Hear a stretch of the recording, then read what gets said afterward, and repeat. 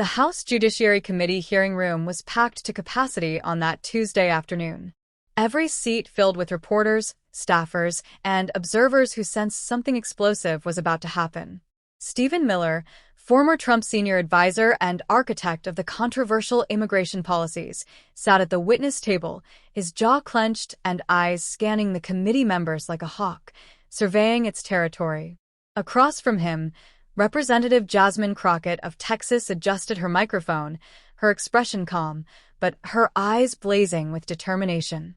What nobody expected was that in the next 30 minutes, Miller would interrupt Crockett 6 times, each interruption more aggressive than the last. But it would be her 7th statement, delivered with surgical precision and unwavering composure, that would leave him completely speechless and change the entire dynamic of the hearing. The moment would go viral within minutes, racking up millions of views and sparking a national conversation about respect, power, and who really controls the narrative in American politics.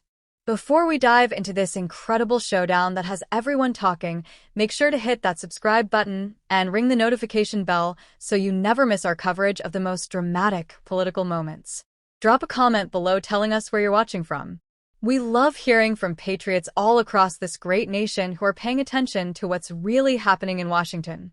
To understand why this confrontation was so explosive, you need to know who these two figures are and why their clash was inevitable from the moment Miller took his seat at that witness table. Even Miller, at 38 years old, had built his entire political career on being the unwavering voice of hardline immigration policy. As Trump's senior advisor and chief speechwriter, he was the architect behind some of the most controversial policies of the Trump administration, including the family separation policy at the border and the Muslim travel ban.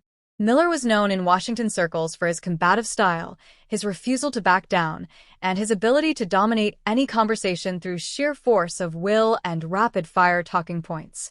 He had faced down senators, congressmen, and media personalities, always maintaining his signature intense stare and never conceding an inch of ground. On the other side sat Representative Jasmine Crockett, the freshman congresswoman from Texas who had quickly made a name for herself as one of the most formidable questioners in the House. At 42, Crockett brought a unique combination to the table. She was a civil rights attorney with years of experience in the courtroom, a former public defender who knew how to handle hostile witnesses, and someone who had grown up understanding what it meant to have to fight twice as hard to be heard. Her district included parts of Dallas and its suburbs, areas that had been directly impacted by the very immigration policies Miller had crafted. The stakes of this hearing couldn't have been higher. The House Judiciary Committee was investigating the long-term impacts of Trump-era immigration policies, particularly the family separation policy that had resulted in thousands of children being taken from their parents at the border. Documents had recently been released showing that the administration knew the psychological damage these separations would cause, but proceeded anyway. Miller had been called to testify about his role in creating and implementing these policies. For Miller, this was about defending his legacy and the policies he still believed were necessary for American security. He had come prepared with statistics, talking points, and his trademark aggressive debating style. He viewed this hearing as another opportunity to promote his vision of American immigration policy, one built on deterrence and strict enforcement. For Crockett, this was personal on multiple levels. She had visited the detention facilities, had met with separated families, and had seen firsthand the trauma inflicted on children as young as infant age. But beyond that, as a Black woman in Congress, she understood what it meant to face down powerful men who believed they could talk over you, interrupt you, and dismiss your authority. She had dealt with Stephen Miller's her entire career. Men who confused volume with wisdom and interruption with intelligence. The committee room itself seemed to pulse with tension. Behind Miller sat his team of advisors and lawyers, all in dark suits, all with the same intense expressions. Behind Crockett sat her staff, but also in the gallery were immigration advocates, some of whom had been directly affected by Miller's policies. Several wore shirts with pictures of separated children. The CCNPN cameras were rolling and major news networks had interrupted regular programming to cover the hearing live. Committee Chairman Jim Jordan had gave the hearing to order at 2 p.m. sharp. his attempts to maintain order already being tested by the packed gallery. The other committee members sat ready. Democrats prepared to grill Miller on his record. Republicans ready to defend him and redirect to current border issues. But everyone in that room knew the real showdown would be between Miller and Crockett. The tension had been building for 20 minutes before Crockett's time to question Miller arrived. Other committee members had already sparred with him, but Miller had handled them with his usual tactics, speaking quickly, pivoting to prepared talking points, and when challenged, simply talking over his questioners. Republican members had lobbed softball questions, allowing him to expound on border security and paint himself as a misunderstood patriot. Democratic members had tried to pin him down on specific policies, but Miller was slippery, always finding a way to reframe the question to his advantage. When Chairman Jordan announced, "The chair now recognizes the gentle lady from Texas, Ms. Crockett, for 5 minutes." The room seemed to hold its breath. Crockett leaned forward, her voice clear and steady. Miller, thank you for being here today. I want to start with a simple question. Do you acknowledge that the family separation policy resulted in documented psychological trauma to thousands of children? Miller's response was immediate, his words coming rapid fire. Congresswoman, what I acknowledge is that the policy was about border security and that first interruption. Mr. Miller, Crockett began, but Miller continued talking over her. The real trauma is caused by human traffickers who exploit these children and the previous administration's policies that incentivized. Crockett raised her voice slightly, maintaining her composure. Mr. Miller, I'm asking you a specific question about the documented trauma. Dated. Second interruption. Miller leaned into his microphone, his voice rising. The documentation you're referring to is from biased sources that don't acknowledge the broader context of Mr. Miller. Crockett said firmly. This is my time, and I would appreciate the border crisis that was created by years of failed policies that I and President Trump were trying to fix. When people like you, the gallery began to murmur. Chairman Jordan half-heartedly tapped his gavel. The witness will allow the member to ask her questions. Miller sat back slightly, his jaw working, his eyes never leaving Crockett's face. She remained calm, shuffling through her papers as if his interruptions were merely minor inconveniences. Mr. Miller, she began again, I have here a memo from your own Department of Health and Human Services stating that family separation would cause, and I quote, significant and long-lasting psychological damage to children. This is your administration's own assessment. Do you dispute this? Miller's response was to launch into another rapid-fire deflection. What I dispute is the characterization that we didn't care about children when in fact Crockett had started to respond. The memo clearly states, but Miller powered through. The Obama administration built the cages. They separated families. They just didn't have the courage to admit that strong border enforcement requires tough decisions. The crowd was getting restless now. Several Democratic committee members were shaking their heads. Even some Republicans looked uncomfortable with Miller's aggressive interruptions. Crockett, however, remained perfectly composed, making notes on her legal pad as Miller continued his filibuster. When he finally paused for breath, Crockett spoke quickly. Mr. Miller, I understand you have talking points you want to get through, but I'm asking about specific documents from your own administration. Fifth interruption. Miller practically shouted into his microphone. My administration? My administration saved lives. My administration stopped the child trafficking that you seem to want to ignore. Mr. Chairman, Crockett said calmly, looking toward Jordan. I would ask that the witness be instructed to allow me to use my time to ask questions. Jordan tapped his gavel weakly. Mr. Miller, please allow the Congresswoman to ask her questions. Miller sat back, his face flushed, his hands gripping the edge of the table. The room was electric with tension. The camera shutters clicked rapidly. Several reporters were live tweeting the exchange. Crockett looked directly at Miller, her voice steady as steel. Mr. Miller, I have been a civil rights attorney. I have been a public defender. I have stood in courtrooms across this country, and I have never sixth interruption. Miller couldn't help himself. He leaned forward again, his voice dripping with condescension. Your experience in courtrooms doesn't give you expertise in national security and border enforcement, Congresswoman. The reality is, but this time something shifted in Crockett's demeanor. She didn't try to speak over him. She didn't appeal to the chairman. She simply sat back, crossed her arms, and waited. She let Miller continue for another 30 seconds, his voice filling the chamber as he ranted about border security, trafficking, and the failures of democratic policies. When he finally stopped, likely expecting her to try to interject again, Crockett remained silent for a beat. 2 beats. The silence was deafening. Everyone in the room leaned forward. Then she spoke, her voice calm, but carrying an edge that hadn't been there before. The silence in the room was so complete that you could hear the hum of the air conditioning system. Every eye was on Jasmine Crockett as she leaned forward, her hands folded on the desk, her gaze locked on Stephen Miller with an intensity that made several people in the gallery hold their breath. "Mr. Miller," she began, her voice low, but carrying to every corner of the room, "you have now interrupted me 6 times. 6 times you have shown this committee, the American people watching at home, and everyone in this room exactly who you are." Miller started to open his mouth, but Crockett raised a single finger, and something in her expression made him pause. "You see," she continued, her voice gaining strength, but never losing its measured control. "Men like you have been interrupting women like me our entire lives. You interrupt because you believe your voice is more important. You interrupt because you think volume equals validity. You interrupt because deep down you know that if you actually had to answer my questions, if you actually had to confront the documented evidence of the trauma you caused to thousands of children, your carefully constructed narrative would crumble like a house of cards in a hurricane." The room was absolutely silent.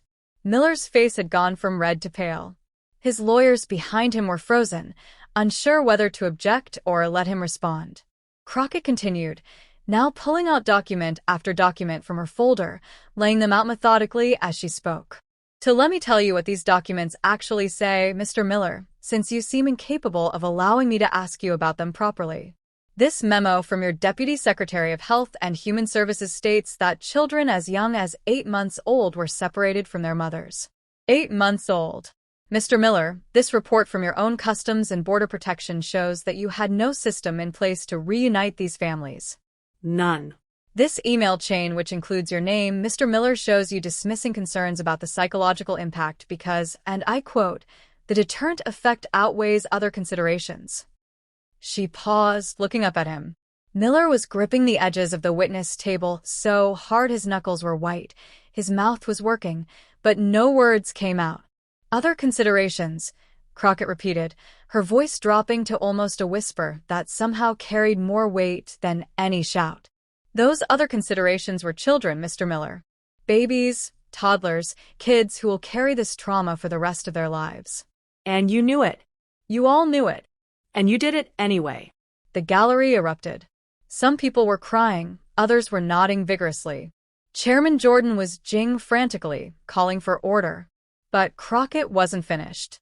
"But here's what really matters, Mr. Miller," she said, her voice rising now, powerful and clear.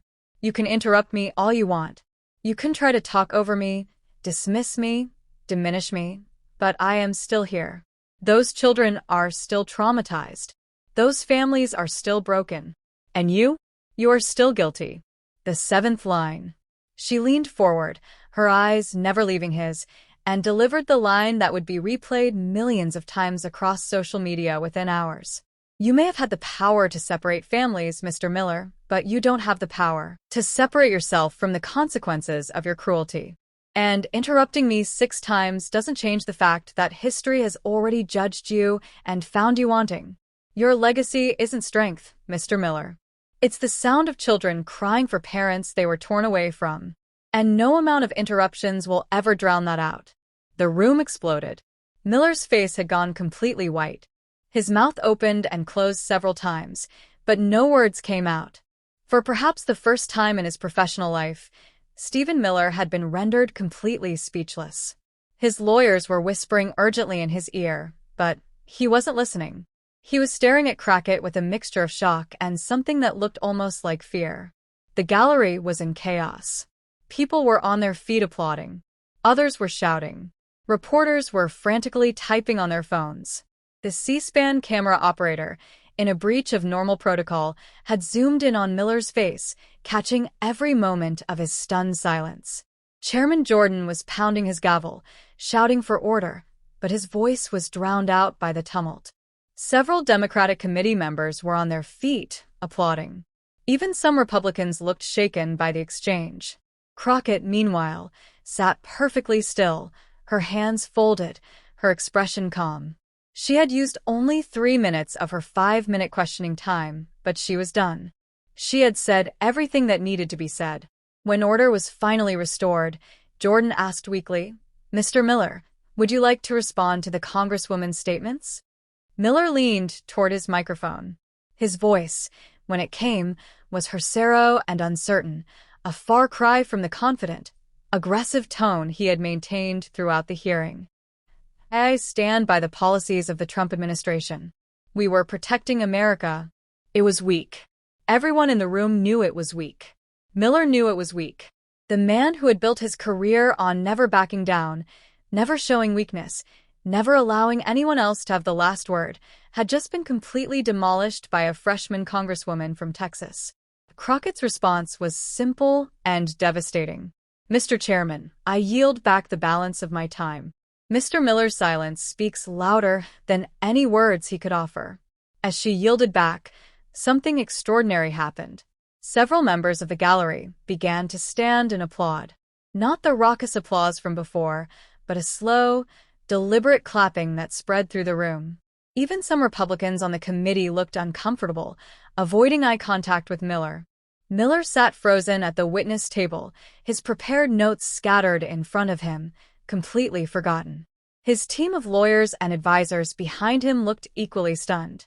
They had prepared for every possible line of questioning, every potential attack on Miller's record. They had not prepared for this, for Crockett to turn Miller's own aggressive tactics against him, to use his interruptions as evidence of his character, and to deliver such a devastating final blow that left no room for recovery. The moment stretched out, painful in its intensity. Miller's hands were trembling slightly as he reached for his water glass, nearly knocking it over in the process. The man, who had once stood in the White House press briefing room and defended the indefensible with unwavering confidence, now looked like he wanted nothing more than to disappear. Representative Ted Lieu, next in line for questioning, leaned into his microphone. "Mr. Chairman, I think Ms. Crockett has said everything that needs to be said. I yield my time." One by one, other Democratic members yielded their time. It was unprecedented. They were giving up their opportunity to question one of the most controversial figures of the Trump administration. But they recognized that nothing they could say would be more powerful than what had just transpired. Miller sat through it all, each yielding of time, another nail in the coffin of his composure. By the time Chairman Jordan mercifully called for a recess, Miller looked like a boxer who had taken too many hits and was standing only because he didn't know how to fall down. As the room began to empty for the recess, Miller remained seated, staring at the table in front of him. His team surrounded him, trying to offer words of encouragement, but he wasn't listening. In the span of 3 minutes, Jasmine Crockett had done what 4 years of criticism, protest, and media coverage had failed to do.